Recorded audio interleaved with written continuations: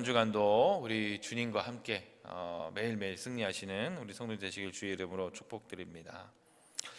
오늘 우리 말씀의 제목은 구원의 감격을 잊지 말아야 합니다 라는 제목으로 우리 함께 말씀을 나누려고 합니다. 우리가 사람은 그렇죠. 사람은 그 감동을 받거나 굉장히 깊은 감탄을 받으면 그에 따른 이제 그런 행동이 나타나게 돼 있습니다. 제가 이제 기억해 보면 제가 이제 고등학교 때 처음으로 학교에서 이제 단체로 간 거지만 뮤지컬을 보러 간 적이 있었습니다. 처음 보는 뮤지컬이었고 TV에서나 보던 그런 프로그램이었죠. 보는데 너무 멋있고 그 나오는 분들이 노래를 얼마나 그렇게 활동력 있게 잘하는지 제가 어린 나이였지만 그래도 그때 그것을 보면서 굉장히 감동받았던 것이 아직도 이제 기억이 남아 있는 것이 있습니다.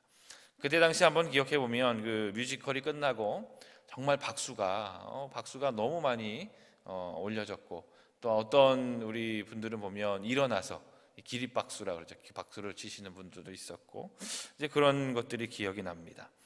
또한 여러분들 우리가 요즘에 이제 우리 TV에서 여러 가지 재능 프로그램들이 있잖아요. 음악이라든지 그냥 일반 연예인들이 아니라 보통 우리와 같은 그런 사람들 중에 재능을 이제 발휘하지 못하고 있었던 사람들이 나와서 하는 그런 오디션 프로그램 같은 것들이 또한 있습니다.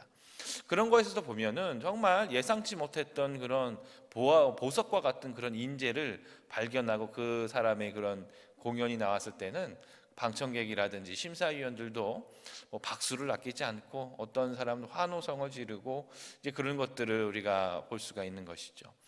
이처럼 여러분 우리가 삶 속에서 되게 감동을 받거나 감탄을 받게 되면 박수를 치거나 환호성을 지르거나 일어나서 우리가 기립으로 우리가 어떤 존경을 표하거나 라든지 여러 가지 방법으로 우리가 이제 그런 표현이 나오게 돼 있다는 것이죠.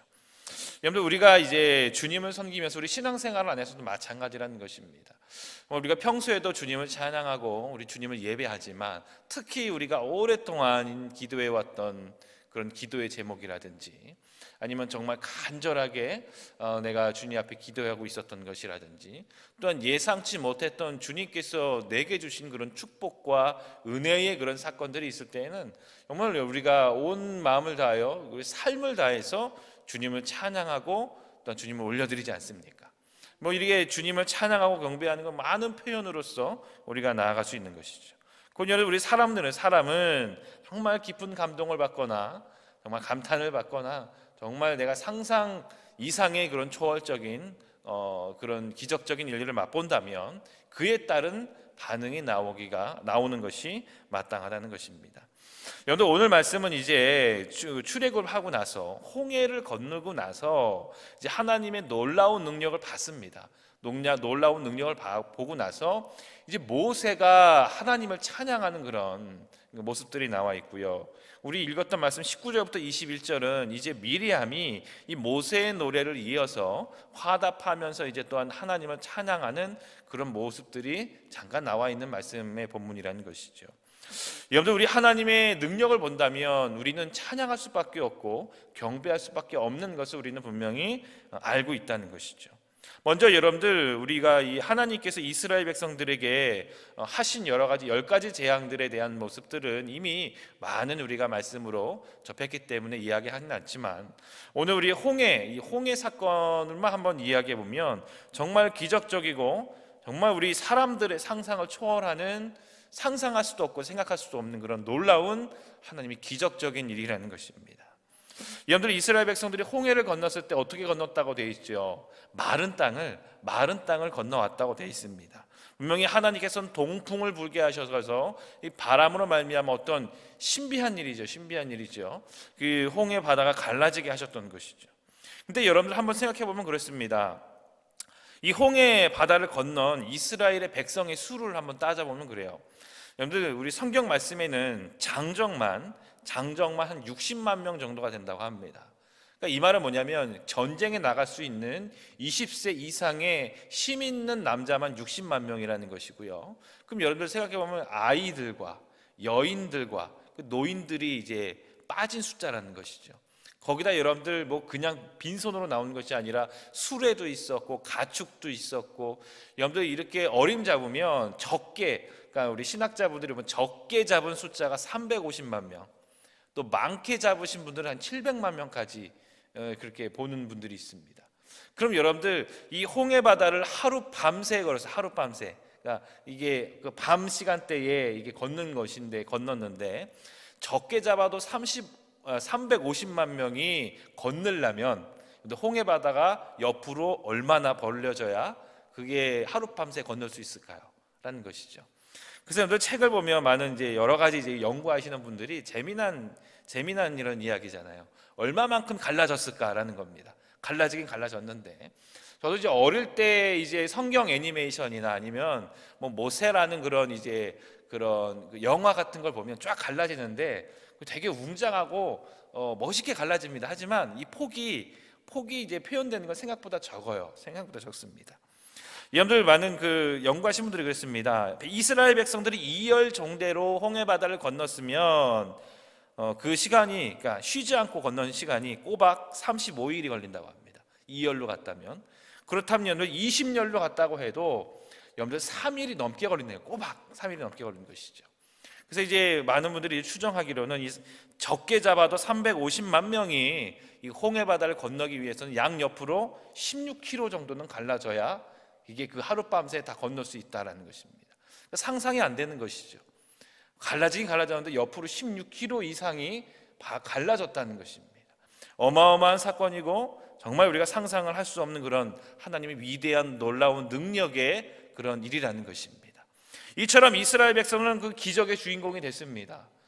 정말 우리가 애국 군대가 뒤에 쫓아왔을 때는 그렇게 불평불만하고 이제 우리가 죽었다라고 우리가 그렇게 이야기했던 이스라엘 백성들이 하나님의 능력을 보고 어떻게 됐겠습니까? 입이 쩍 벌어졌겠죠. 정말 큰 충격을 받았을 것입니다. 우리가 애굽의 재앙을 내리시는 하나님을 봤지만 하나님의 능력이 또한 이렇게 위대하다는 것을 다시 한번 느끼는 그런 시간이 됐을 것이죠. 또한 여러분들 이것뿐만 아니라 이제 이스라엘 백성들을 대적하며 하나님을 대적하는 애굽의 군대를 하나님께서는 그 홍해 바다로 또한 구름 기둥과 불 기둥으로 완전히 무너뜨리십니다. 여러분들 당시의 애굽이라는 제국은 어찌 보면 지금의 미국처럼 거의 그 지역을, 어쩌면 그 모든 그 넓은 지역을 통솔하는 제국이라는 나라는 것이죠. 그렇다는 것은 여러분들 애굽의 군대는 최신의 군대고 최강의 군대이며 최고의 군대라는 것입니다. 그 군대가 어찌 보면 오합지졸, 그러니까 노예 생활을 했던, 그냥 뭐 아무런 군사훈련이나 어떠한 체계적인 그런 훈련을 한 번도 받아보지 않은 그런 이스라엘 백성들을 쫓아오고 있다는 것이죠. 이거 엄청나게 두려운 일이라는 것입니다. 보면 이스라엘 백성들은 힘이 없고 아주 연약한 것이죠. 가진 것이 없는 것이죠. 그러나 이 이스라엘 백성들을 대적하며 하나님을 대적하는 애굽의 군대는 세상에서 인정하는 최고의 최신의 최강의 군대라는 것입니다. 이런 군대를 하나님께서는 단번에 이 홍해 바다로 사장시켜 버리시는 것이죠. 이처럼 이스라엘 백성들은 하나님의 이런 기적적인 일, 하나님의 놀라운 능력의 손에 그런 하나님의 임재를 보고 나서 하나님을 찬양할 수밖에 없는 것입니다. 바로 구원의 감격이라는 것이죠. 구원의 감격이라는 것입니다. 여러분들 우리도 마찬가지라는 것입니다. 하나님은 이런 하나님의 놀라운 역사로 말미암아 이스라엘을 구원하셨습니다. 그리고 이스라엘은 그에 화답하며 찬양을 하며 경배를 하며 주님을 높여드리는 것이죠. 여러분들 이 홍해 바다가 갈라진 것보다 애굽의 군대가 단번에 여러분들 멸망한 것보다 더 놀라운 것이 무엇이냐면 바로 예수 그리스도가 우리를 위하여 이 땅에 오신 것이라는 것입니다. 바로 여러분들 이 창조주 자신이, 바로 우리를 창조하시며 우리를 만드신 그분 자신이 이 땅에 성육신하여서 내려오신 이 사건 자체는 세상에 유일한 것이며 어떤 기적적인 일보다도 더 위대한 일이라는 것입니다. 그에 대한 여러분들 구원의 열매가 누굽니까? 바로 저와 여러분들 우리 성도님들이라는 것입니다. 예수 그리스도의 하나님 자신의 능력과 그 피로 말미암아 바로 우리를 구원해 주신 그 열매가 바로 이 세상에 어떤 것보다 더 위대한 값진 기적적인 일이라는 것이죠. 그러므로 하나님이 보시기엔 그럴 겁니다. 하나님이 보시기에 우리 성도님들 한 명 한 명은 세상의 어떤 것보다 가장 귀한 보석이며 가장 귀한 보화라고 우리 하나님은 느끼실 줄로 믿습니다. 여러분들, 이스라엘 백성들이 이렇게 하나님을 찬양하며 또한 경배를 하는 데 있어서 하나님은 이 이스라엘 백성들을 앞으로 가나안 땅을 인도하실 그런 축복의 능력의 손으로 앞으로도 계속 함께 하신다는 것이죠. 근데 여러분들, 우리가 이런 하나님을 찬양하며 놀라운 열매와 놀라운 축복의 그런 경험을 맛보려면 꼭 필요한 것이 있습니다. 그건 바로 믿음의 인내며 믿음의 연단이며 바로 우리가 축복을 받을 만한 믿음의 그릇을 우리 가운데 쌓아야 되는 것이죠. 여러분들, 아직 이스라엘 백성들은 이제 막 하나님의 백성으로서의 걸음마 단계를 시작한 것입니다. 한번 생각해 보시면 여러분들, 출애굽 사건부터 시작해가지고 이스라엘 백성들은 불만이 끊이지가 않았습니다. 하나님의 재앙의 일들을 보고 또 하나님께서 출애굽시켜서 구름 기둥과 불 기둥으로 인도해 주시고 해도 꼭 홍해바다 앞에서도 불평과 불만을 하지 않습니까? 물론 여러분들, 하나님께서는 이 하나님의 존재를 드러내시기 위한 방법으로서 또한 하나님이 놀라운 이 기적적인 일들을 우리에게 보여주시는 것이죠. 바로 우리는 그렇습니다. 하나님의 놀라운 일들을 맛볼 때에 우리는 그 믿음으로 말미암아, 그 경험으로 말미암아 우리는 간증의 거리를 삼아야 되고, 우리가 혹시나 그동안 가지고 있었던 의심이라든지 불평과 불만이 있었다면 하나님이 내게 주신 축복과 은혜들을 경험 삼아서 그 모든 것들을 이겨내 나가야 될 줄로 믿습니다. 한 단계 한 단계 계속적으로 성숙해 나가는 것이죠. 이처럼 여러분들, 하나님께서는 우리에게 원하시는 것은 그것이죠. 우리에게 놀라운 일들을, 기적적인 일들을 보여주신 이유는 그냥 그 축복된 기적적인 일들을 맛보고 그냥 거기에 심취하는 것이 아니라 하나님을 찬양하고 하나님을 경배하고 하나님께 더 나아가는 성숙된 믿음을 주님께서는 원하신다는 것입니다. 우리는 그 믿음을 바라보며 나아가야 되는 것입니다. 그러므로 여러분들, 오늘 이 말씀처럼 우리 하나님을 찬양하는, 구원의 감격을 찬양하는 일은 계속돼야 되는 것입니다. 하나님은 우리가 주님을 찬양하는 것을 굉장히 즐겨하신다는 것이죠. 그럼 여러분들, 우리가 찬양에는 어떤 의미가 있을까요? 찬양을 하는 것에 대한 우리가 그 의미를 한번 살펴보면 그렇습니다. 첫 번째는 찬양은 그렇습니다. 하나님을 높이는 일입니다. 하나님을 높이는 일이라는 것이죠. 하나님을 인정한다는 거예요. 하나님을 인정한다는 것입니다. 오늘 이 모세의 찬양과 미리암의 찬양 자체가 그렇습니다. 하나님의 존재를 인정하고 있고 그 찬양의 주인공은 하나님이시며 하나님의 위대하심을 지금 선포하고 있는 것입니다. 또한 여러분, 두 번째로 찬양은 하나님의 역사를 잊지 않고 전승하게 하십니다. 여러분들, 노래는 그래요. 노래는 정말 우리가 나뿐만 아니라 우리 후대의 세대까지도 계속돼서 전달되는 거 아닙니까? 여러분들, 저희가 부르는 찬송가도 그렇죠. 찬송가도 얼마나 오래된 그런 하나님을 찬양하는 노래입니까? 정말 그 하나님을 찬양하는 그 노래가 바로 그 자손들, 또한 그 자손들에게 계속적으로 전승이 되어가고 있고, 또한 그 안에 가사로 담겨져 있는 것들이 은혜가 우리 가운데 또한 전승되어서 내려오고 있다는 것이죠. 하나님을 찬양하는 이 찬양은 우리 후대 세대까지 주님을 경배하며 알리는 그런 역할을 한다는 것이죠. 세 번째로 여러분들, 찬양은 바로 우리의 믿음을 더욱 견고하게 하며 주님께 더 가까이 가게 한다고 합니다. 그래서 여러분들, 우리가 항상 그렇죠. 예배 전에 항상 우리가 찬양을 합니다. 준비 찬양이라고 하기도 하고 찬양을 하죠. 우리가 왜 그렇게 찬양을 열심히 합니까? 찬양에는 놀라운 힘이 있기 때문이라는 것입니다. 찬양을 우리가 주님 앞에 드리면 드릴수록 우리 안에 있는 세상의 걱정과 근심이 다 어찌보면 내려가고 주님을 만날 열린 마음으로, 믿음의 마음으로 더 가까이 나아갈 수 있다는 것이죠. 그래서 찬양이라는 것은 우리가 하나님을 더 가까이 갈 수 있는, 또한 주님을 더 우리가 만날 수 있고 우리 믿음을 단단하게 하는 그런 역할을 한다는 것입니다.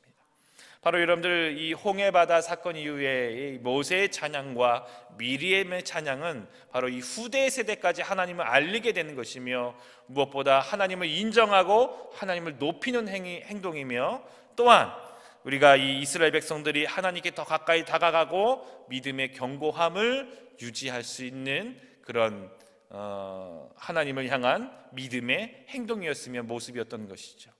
우리 삶 가운데서 우리 이런 찬양이 끊이지 않고 계속적으로 이어져야 될 줄로 믿습니다.